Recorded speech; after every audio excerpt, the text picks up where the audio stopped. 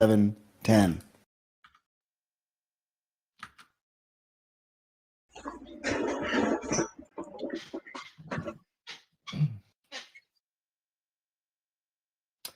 Hey folks, Ryan here once again with the CactusCon crew, and I'm here with Trunk, who just gave an awesome, extremely technical and detailed talk that many of us who don't deal with hardware at all are just like, okay.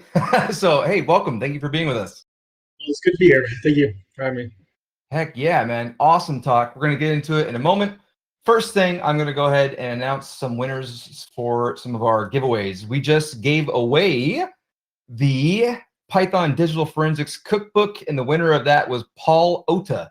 So that's Chapin Bryce's book, and remember that's a digital book. I will be contacting the winners of all giveaways tonight, essentially via email. I plan to send an email, so if you did not use a real email, you may want to reach out to me via Discord. And then, of course, we have the SANS 4 months of free continuous net wars, and the winner for that bad boy is Tech XLAL 93. Congratulations on that. I was clapped like, oh, it's really cool. So very, very cool on that one. We're going to start some additional giveaways right now. We've got 2 copies of the No Starch Press Text Practical Vulnerability Management. And I actually received the books today in the mail. So this is the exact book we're going to be giving away. I have 2 of these bad boys. See? There you go. So go ahead and enter for a chance to win that little sucker right there. And we're also going to give away 2 also No Starch Press $20 vouchers. So I'm going to put that code in right now, and there you go. So thank you to No Starch Press one more time as one of our in-kind sponsors. Thank you, thank you, thank you. Now, Trunk, there was some really cool stuff in your talk, and you mentioned, we were talking off stream, and you noted that your reason for presenting this year, essentially, or what kind of motivated you. Can you speak to that? Well, I think last year I was at CactusCon, what, 8 was it? Or what year? CactusCon last year. And Joe was presented on security cameras. I'm like, well, I do a lot of that similar stuff. Maybe I should present the following year. And I reached out to my buddy who does a lot of other talks, and he's like, yeah, for sure, man. You should totally do a talk on this article that I wrote. So I figured I'll give it a shot. And so here I am. And so thank you for accepting my call for paper. So. Heck yeah, man. Yeah. When we saw that, we're like, oh, okay, that looks kind of cool. So shout out to Joe. He's been presenting with us since 2012, when I personally didn't even know, the B-sides, Phoenix was a thing. So he's an old schooler. And someone mentioned in the chat, I thought it was kind of funny and wanted to share it. I said, the lesson essentially is if you want to create an uncrackable cipher, add a typo. Make it just really difficult. Which that's why someone else then commented on what was that serial killer whose cipher was finally cracked. What's that? The Zodiac Killer. Thank you, the Zodiac Killer. I blanked out for a moment there. And yeah, I don't know if you watched the video yourself. The recent release, it was a couple months ago. It came out, and it was just a breakdown of they decoded it, but it wasn't fully decoded, and they were wondering why. There was a transposition. Basically, he fucked up a cipher. Whether he fucked up or truly did it by design, but it's kind of everything blended. Video will goes through it, but it's another one of those, like, if there's an error in there, it makes it more difficult, right? So we have a really good question in the chat here. Question for power analysis side channel attack.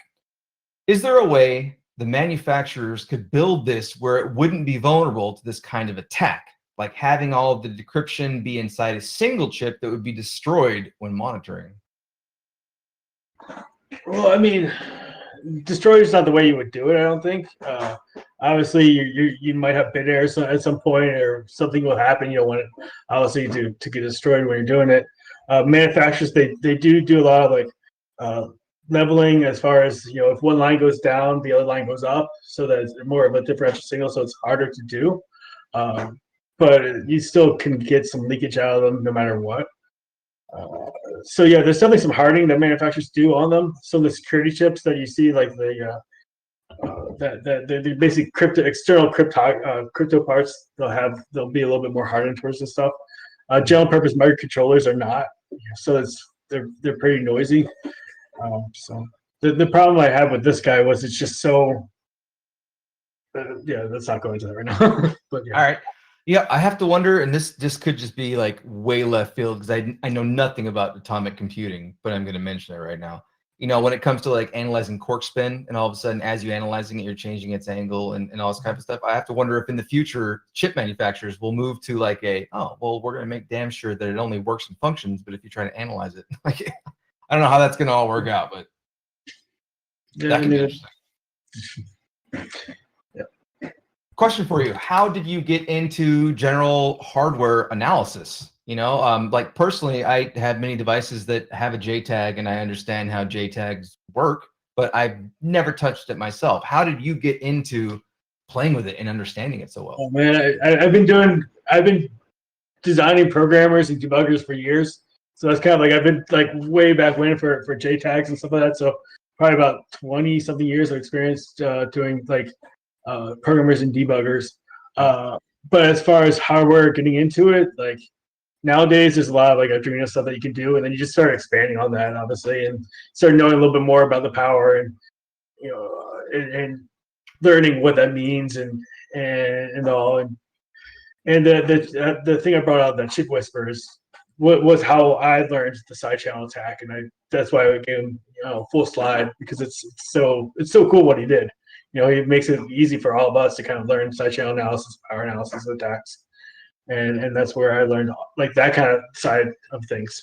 So do you have a preferred location? I don't know if you want to plug anyone, where you can go and get stuff like that. Like personally, there's a given name that many folks may be familiar. I won't give them a random plug. I don't know if they want me to mention them or not.